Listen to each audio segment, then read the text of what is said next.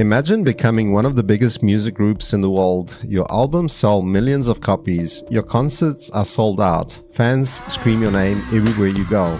Now, imagine finding out that despite all that success, someone else was making most of the money. This is the incredible story of how Backstreet Boys were conned by the man who created them, Lou Pearlman. In 1993, Lou Pearlman set out to create America's answer to the hugely successful boy bands that were dominating Europe. He held auditions in Florida and brought together 5 young singers, AJ, Howie, Nick, Kevin, and Brian. They performed at schools, shopping malls, fairs, anywhere they could get an audience. Their breakthrough came first in Europe, then by the late 1990s they exploded worldwide with hits like "Quit Playing Games With My Heart." They became one of the best-selling boy bands in history. But behind the scenes there was a serious problem. As the band's fame grew, the members expected their bank accounts to grow too, naturally. Instead, they started noticing something really odd. Despite selling millions of records and filling arenas, they weren't earning anywhere near what they thought they should be. According to reports and later court filings, the band discovered that Pearlman had structured contracts that heavily favored himself. One of the most shocking allegations was that Pearlman had positioned himself as essentially a sixth member of the group.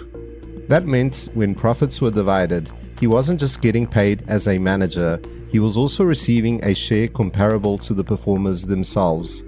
The members later claimed that after years of massive success, some had earned only a fraction of what they expected. Naturally, they were furious. In 1998, the Backstreet Boys took legal action against Pearlman. The lawsuit challenged the contracts and financial arrangements that had governed the group since its formation. Eventually, the dispute was settled out of court and the band renegotiated their contracts. But the legal battle revealed a bigger pattern. The Backstreet Boys weren't the only artists raising concerns. Members of NSYNC, another hugely successful group created by Pearlman, would later make similar complaints about unfair compensation and contracts. It seemed that Pearlman's business empire wasn't as clean as it appeared to be.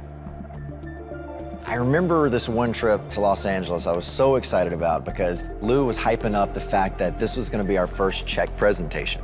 And you start thinking in your head, like, what could it be? I open up the envelope, I see the check, and oh my gosh, like my heart sunk and I couldn't believe the number I was looking at. The check was $10,000.